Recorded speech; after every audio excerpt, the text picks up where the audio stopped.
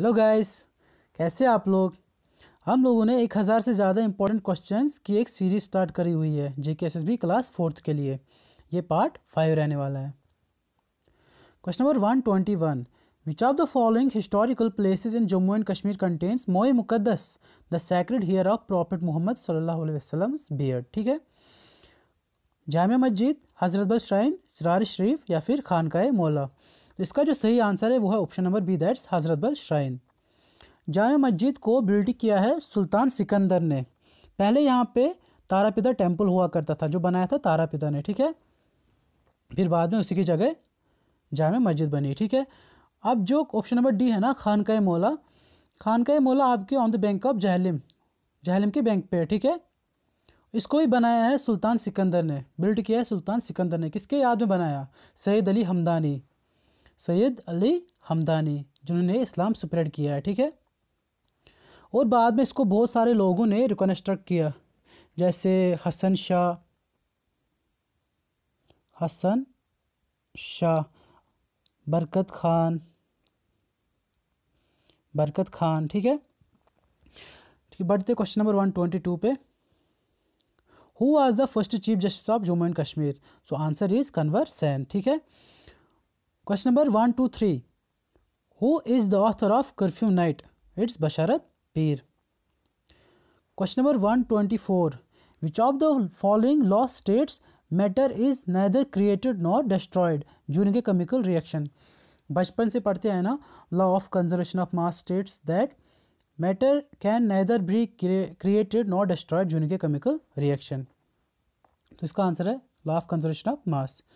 Question number 125, the distance travelled by an object in a specified direction is displacement, acceleration, velocity या फिर speed. तो इसका जो answer है वो है डिस्प्लेसमेंट, ऑप्शन नंबर ए। देखो, इसका और एक डेफिनेशन है, short is the shortest distance between initial point and final point. अगर कोई बंदा ऐसे जाता है, फिर ऐसे, फिर ऐसे, फिर ऐसे, तो डिस्टेंस तो ऐसे ट्रैवल कर रहा है ये वाला।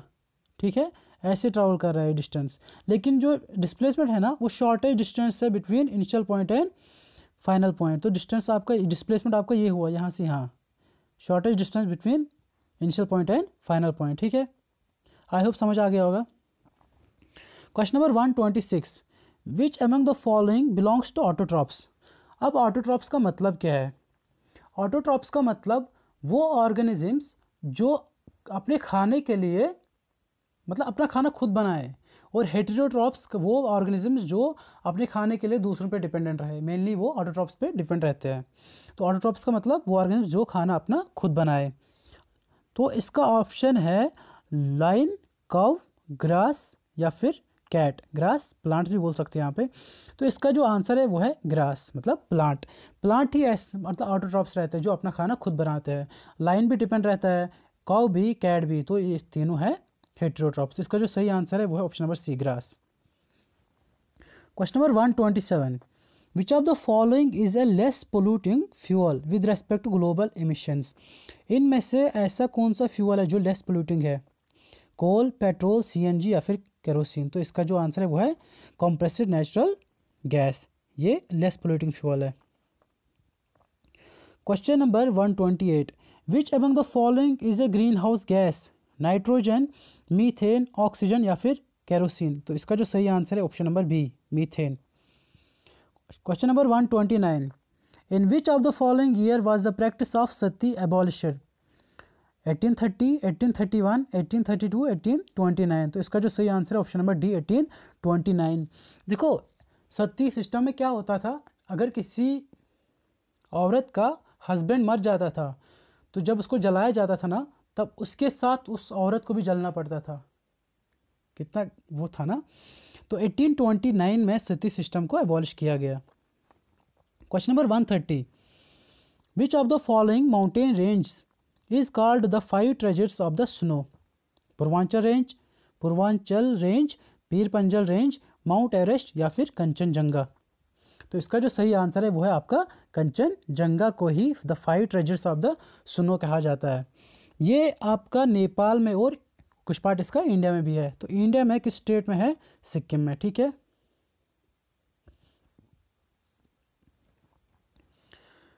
The food making process in plants is called, simple है, photosynthesis.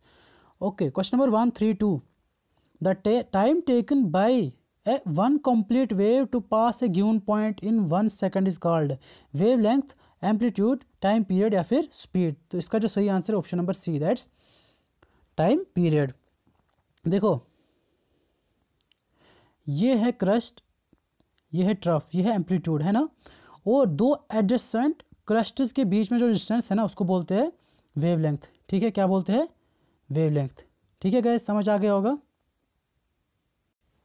Question number 133, flow of energy in an ecosystem is always unidirectional, by directional, multi directional या फिर no specific direction.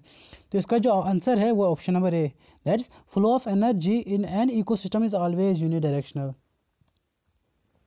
Question number 134, if a body does not change its position with respect to its surroundings, it is in the state of, अगर एक body वहीं पे है जहाँ पे पहले थी, अपनी पोजीशन चेंज नहीं कर रही है, तो इसको बोलेंगे रेस्ट में है, सिंपल।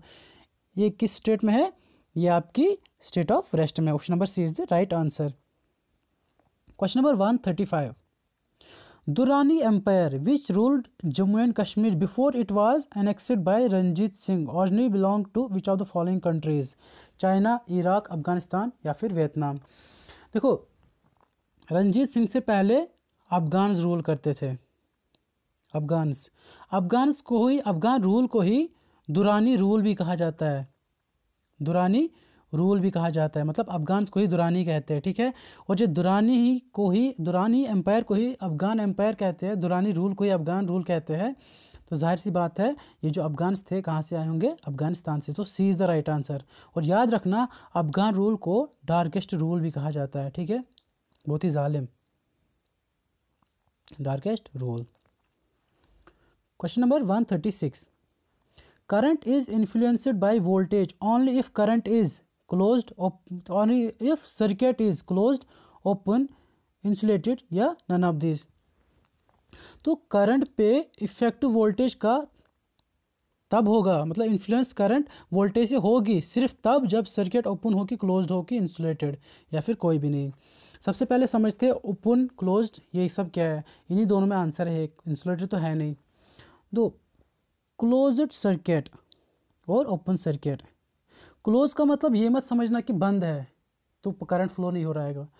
क्लोज का मतलब कि एक सर्किट के अंदर फ्लो ऑफ करंट है, मतलब स्विच ऑन है, स्विच ऑन है मतलब करंट फ्लो हो रहा है। ठीक है, और ओपन का मतलब करंट फ्लो नहीं हो रहा है, स्विच ऑफ ही है अभी।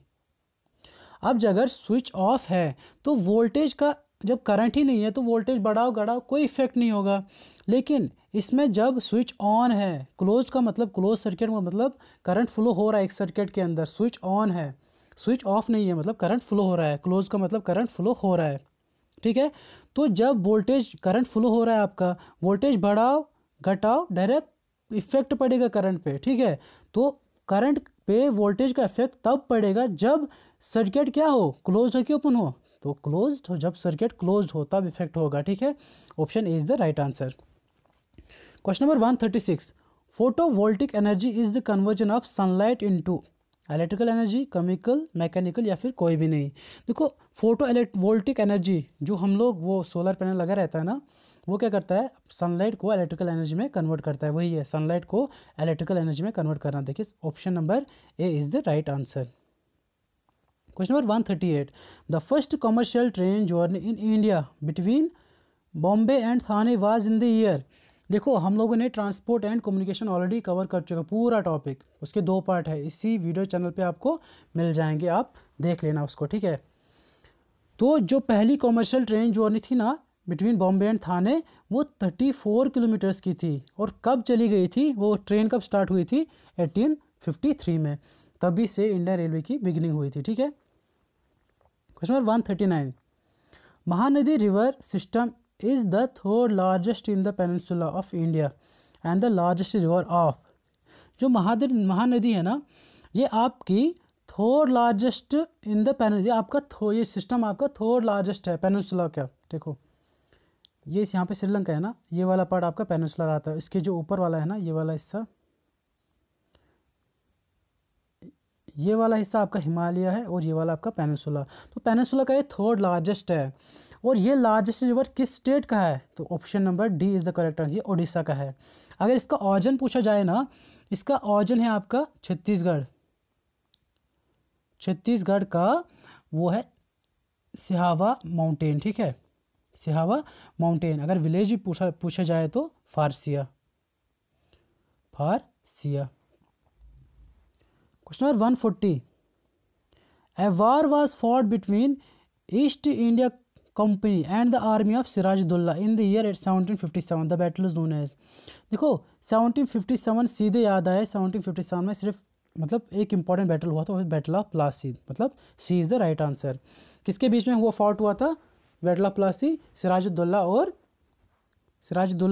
ब्रिटिश इंडिया, मतलब सिराजुद्दौला की आर्मी और ब्रिटिश ईस्ट इंडिया कंपनी के बीच में। और कब हुआ था? मेन अगर पूरा डेट पूछा जाएगा 23 जून 1757। अब बैटल ऑफ पानीपत मैंने बोला है 1526 और 1556, ठीक है। 1526 में भी हुआ था पहला बैटल ऑफ पानीपत और 1556 में दूसरा बैटल ऑफ पानीपत। जो पहला बैटल ऑफ पानीपत हुआ था वो बाबर और इब्राहिम लोदी के बीच में हुआ था, जिसमें बाबर ने इब्राहिम लोदी को डिफीट किया था, मतलब हरा दिया था, ठीक है। और दूसरा आपका कब हुआ था? वो अकबर के टाइम में हुआ था, ठीक है। और बैटल ऑफ टेरिन मैंने अभी इससे जो पहला पार्ट है ना, पार्ट 3 की पार्ट 4 में होगा, आपको मतलब पूरा एक्सप्लेन कराया हुआ है, ठीक है। जो बैटल ऑफ टेरिन था ना, पहला वाला 1191 में और दूसरा 1192 में, ठीक है। जो पहला था मतलब दोनों बैटल ऑफ जो टेरिन है ना, वो आपके पृथ्वीराज चौहान और मोहम्मद गोरी के बीच में हुआ था। पहले में जो 1191 एडी में था वो आपका पृथ्वीराज चौहान ने मोहम्मद गोरी को हराया था, लेकिन जो दूसरा बैटल ऑफ टेरिन था ना 1192 में, उसमें मोहम्मद गोरी ने आपको पृथ्वीराज चौहान को हरा दिया था, ठीक है। आगे बढ़ते हैं। 141, Pari Mahal was built by Aurangzeb, Shahjahan, Dara Shikoh या फिर अकबर। तो इसका जो सही आंसर है वो option number C, that's Dara Shikoh, जो कि एल्डर सन था किसका? जहांगीर का। Question number 142, Buddhism was introduced in Kashmir by Ashoka in which century? 3rd century, 4th, 5th या फिर 6th? तो इसका जो सही आंसर है वो है 3rd सेंचुरी BC, ठीक है। Question number 143, what is the ancient name of Rajouri? दरिया बिसारा, वितस्ता, हिदस्तस या फिर बेहद? देखो ये जो वितस्ता, हिदस्तस और बेहद है ना, ये सारे जहलम के नाम है। तो इसका जो सही आंसर है वो है Darva Abhisara is the ancient name of Rajouri. देखो ये सारे मैं ऑलरेडी डिस्कस कर चुका हूँ। वितस्ता संस्कृत में जहलम को बोलते हैं, हिदस्तस ग्रीक लोग बोलते थे और बेहद पर्शियन लोग बोलते थे, और जो लोकल है ना वो वेद बोलते हैं जहलम को, ठीक है। Question number 144, in which year Sikh occupied Rajouri and Poonch? 1819, 1820, 1846 या फिर 1845? देखो इसका जो सही आंसर है वो है 1819। सिख रूल रहा था 1819 से 1846 के बीच में, ठीक है, मतलब यहाँ तक। और 1845 और 1846 में आपका क्या हुआ था? 1845 और 1846 में आपका पहला एंग्लो सिख वार हुआ था, ठीक है। और इस क्वेश्चन का जो आंसर है राजौरी और पुंछ को ऑक्यूपाई मतलब अपने अंडर कब लिया था सिख ने? 1819 में, जब से उनकी शुरुआत हुई थी। Question number 145, Noori Chhamb is located in? Noori Chhamb कहाँ पे है? पुंछ में, राजौरी में, जम्मू में या फिर श्रीनगर में? जो आपका नूरी छंब है ना वो आपका पुंछ में, option is the right answer. Question number 146, who translated Raj Tarangini into English? तो इसका आंसर है एस्टीन, ठीक है। Question number 147, who is known as Catherine of Kashmir? तो इसका आंसर है दिद्दा। याद रखना दिद्दा की शादी हुई थी खेम गुप्ता के साथ, ठीक है, खेम गुप्ता के साथ। और खेम गुप्ता आपका सन था किसका? पर्व गुप्ता का। और पर्व गुप्ता आपका फाउंडर था गुप्ता डायनेस्टी का, ठीक है। और जब खेम गुप्ता मर जाता है, इन दोनों का सन रहता है अभिमन्यु। और जब ये सारे मर जाते हैं ना, तो इसका थ्रोन चला जाता है संग्राम राजा के पास, जो दिद्दा का नेफ्यू रहता है, उसके भाई का बेटा। और दिद्दा का भाई कौन रहता है? उदय राज। इसका बेटा रहता है संग्राम राजा। तो सारा रूल जो थ्रोन था ना ये गुप्ता डायनेस्टी का, वो सारा चला जाता है इसके पास। ये किसका रूलर रहता है? लोहरा डायनेस्टी का। और तब गुप्ता डायनेस्टी का एंड होता है। Question number 148, which of the following is an example of Newton's third law of motion? A gun recoils when a bullet is fired from it, a book lying on the table, C pushing और pulling the door, या D none of these. देखो option number C जो है ना, pushing और pulling the door, ये simply force की definition है। फोर्स मीन्स पुश और पुल, ठीक है। ऑप्शन नंबर बी ये नॉर्मल कुछ नहीं है। अगर आप ध्यान से देखोगे, ध्यान से पढ़ोगे इसको, तो न्यूटन्स फर्स्ट लॉ कहता है कि ए book lying on the table है ना, मतलब एक बुक अगर टेबल पे है वो वहीं पे रहेगी, है ना। वो एक टेबल है, वो टेबल पे अगर बुक है कोई, वो बुक टेबल पे ही रहेगी जब तक आप उसको उठाओगे नहीं। न्यूटन्स फर्स्ट लॉ कहता है कि a body at rest will remain at rest unless an external force is applied on it. ये बुक टेबल पे ही रहेगी अगर आप इसको उठाओगे नहीं, अगर आप इस पे अपना मतलब एक्सटर्नल फोर्स इस पे लगाओगे नहीं इसको उठाने के लिए, ठीक है। तो ये भी आंसर नहीं है, ये भी आंसर नहीं है। तो आंसर है इसका option number A, a gun recoils when a bullet is fired from it. मतलब जब गोली चलती है ना, तो जितनी स्पीड से गोली निकलती है उतनी स्पीड से गन भी रिकॉयल होता है, पीछे की तरफ झटका देता है। तो ये एक्सप्लेन करता है, ये एग्जांपल है किसकी, Newton's third law of motion की। तो गाइस अब मैंने कुछ 2 क्वेश्चन लिए हैं रीजनिंग के। मैं 100% श्योर हूँ आपको क्वेश्चन देखने को मिलेंगे इसी टाइप के, ठीक है, ज़्यादा टफ नहीं मिलेगा। If A means plus, B means minus, C means multiply, D means divide, then find the value of this. 10 A का मतलब क्या है, प्लस, 20 बी का मतलब क्या है, बी का मतलब है माइनस, 40, और सी का मतलब क्या है, इंटू मल्टीप्लाई 40, ठीक है। और डी का मतलब क्या है, डिवाइड बाई 20, ठीक है। ये तो 2 आ गया, 2 इंटू 40 मतलब -80 आ गया इतना, ठीक है। ये 10 प्लस 20 आ गया 30 प्लस 30 और -80 हो गया -50, मतलब B is the right answer. Question number 150 की बात करें तो find the missing term BEGLLO, उसके बाद क्या आएगा ना, BEGJLO, ठीक है।